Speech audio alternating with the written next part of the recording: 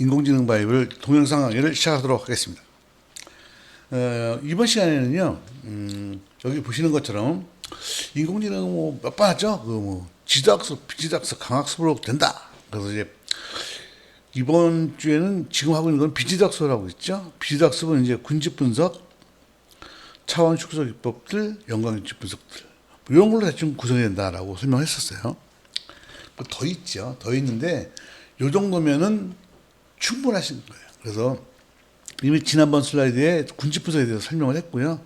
개념하고 하는 방법, 그 중에서 이제 제일 대표적인 K-민 방법에 대해서 분석하는 절차 이런 걸 설명했습니다. 오늘은 차원 축소 기법에 대해서 하겠습니다. 꽤 의미가 있고요. 간혹 쓰이니까 한번 보도록 하겠습니다. 자, 보세요. 차원 축소 기법이란 무엇이냐면 차원 분석 대상이 되는 변수의 수가 너무 많아. 그러면 이제 모델링이 좀 어려워지는 문제가 있죠. 그래서 변수의 수를 줄이는 방법을 찾는 거예요. 그러니까 이제 데이터를 설명하는 어떤 잠재 공간을 찾는다. 이렇게 표현하죠. 잠재 공간이라는 단어를 아시면 되고요. 그래서 보시게 되면 데이터의 차원을 줄이는 방법은 뭐가 있느냐? 두 가지가 있어요. 이런 건 아셔야 돼요. 특징 선택이 있고요. 특징 추출이 있어요. 선택은 있는 거에서 뽑는 거고요. 특징을 추출은 새로운 거를 만드는 거예요.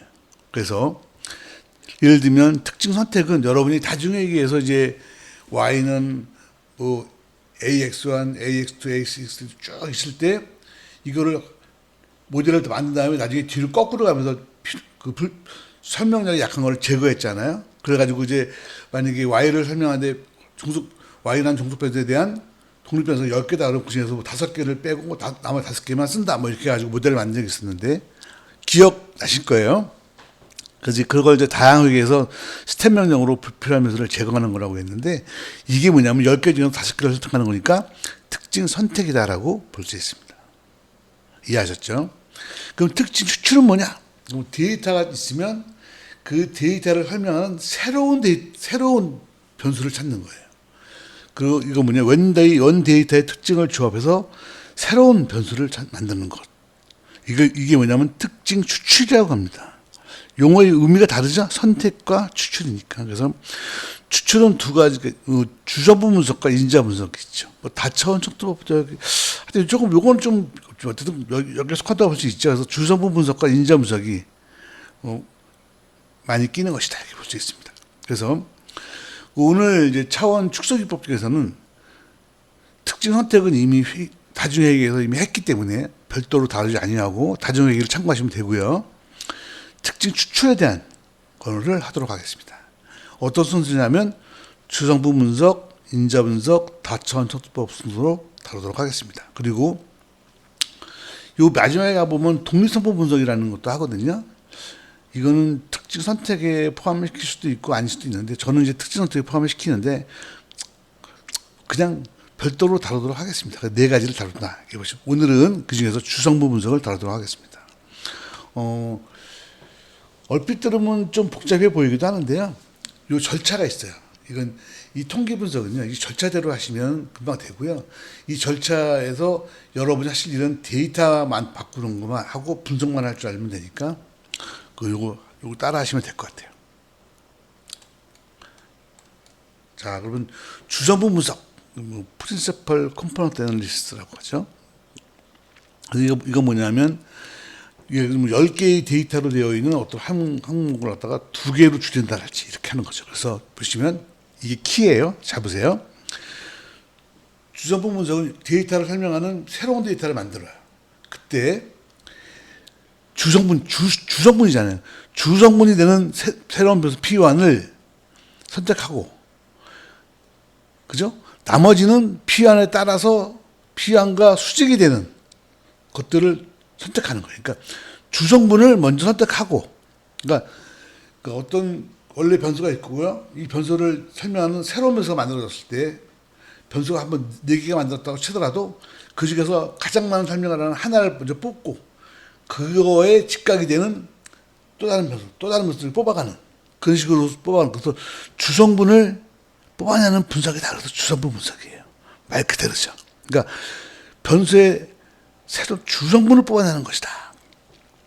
그럼 한번 무슨 말인지 약간 헷갈리신다면 네, 샘플을 갖고 한번 해결해 보도록 하겠습니다. 다만 한 가지 이제 꼭 설명드리고 싶은 것은 이 주성분 분석을 위해서 이제 여러 가지 변수들이 P1, P2, P3, P4 쭉 몇 개 만들어질 건데요. 이 모든 변수들은 다 서로 수직으로 되도록 만들어져 있다. 그래서 다중 공산성을 해결할 수 있다. 뭐 이렇게 보시면 되고요.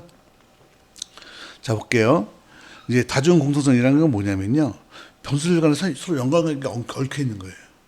그러면은 어떻게 돼요? 분석과 예측의 정확성이 떨어져요. 그래서 그런 거를 원래 있는 데이터가 서로 연관관계가 서로 많으면 그거를 연관관계가 없는 새로운 데이터로 변환을 시켜서 예측 모델을 만드는 것. 그거를 주성분 분석이라고 하는 거예요.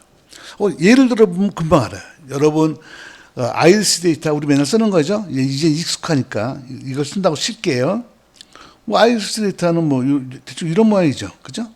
뭐 맨날 우리가 보던 거잖아요. 됐죠? 자, 잘 보세요. 아이리스 데이터 갖고서는 우리가 이제 상관관계 계수를 한번 구해봤어요. 그죠? 이거 앞에 구해봤더니 여기 보시면 페이탈 랭스하고 세이팔 랭스가 상관 87%나 되잖아요. 페이탈 루이스하고 랭스도 81%나 되죠.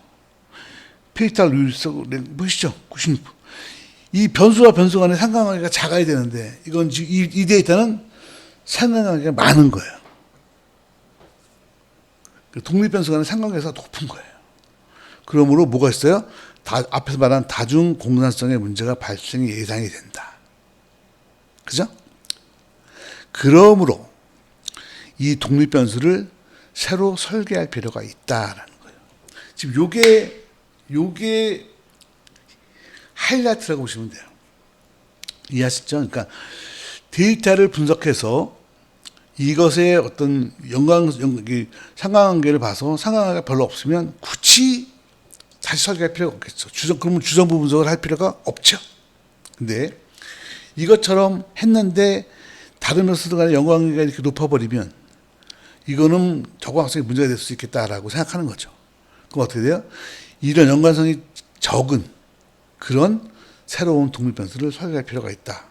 그럼 뭐를 하느냐? 주성분 분석을 하면 된다. 뭐 이렇게 보는 거죠. 이해가 됐죠?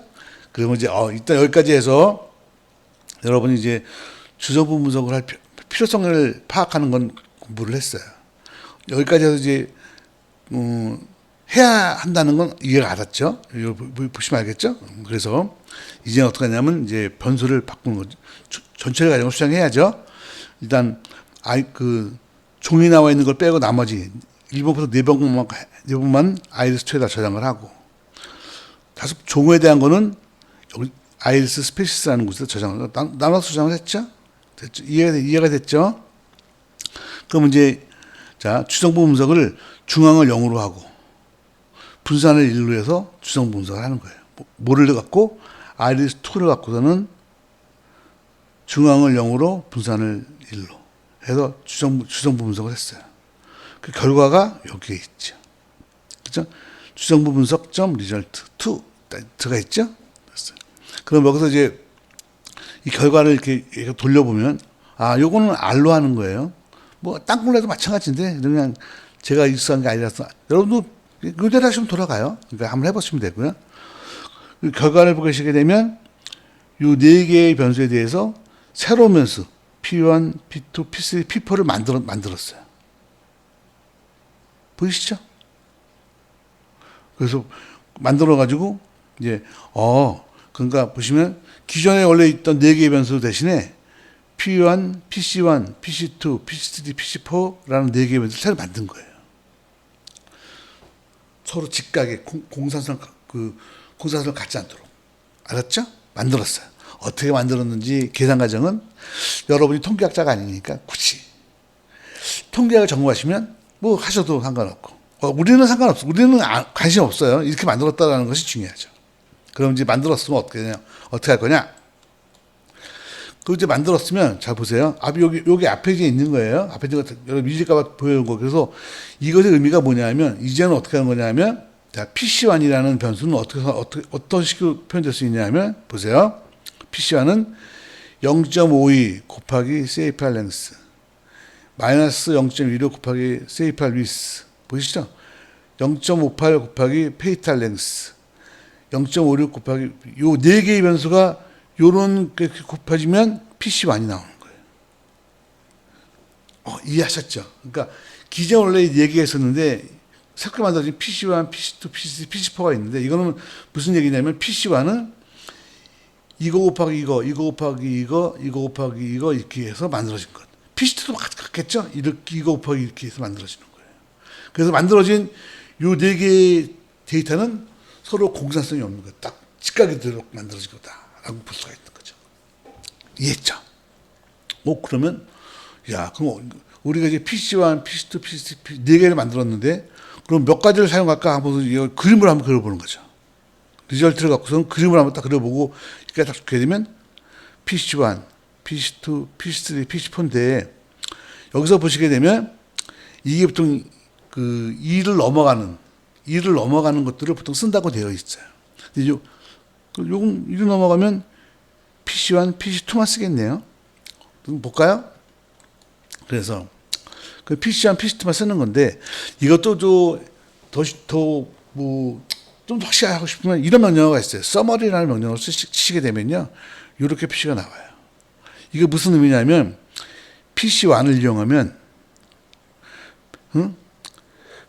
그 변수 전체 데이터 분산의 73%를, 약 13%잖아요? 이걸 설명할 수 있고, 여기에 PC2를 이용하면 22%를 설명할 수 있어요. 그러니까 PC2까지만 이용하면, PC1, PC2만 이용하면 전체의 95%를 설명할 수 있으니까, 사실 PC3, PC4는 별 필요 없는 거죠. 95%인데 뭐, 그죠?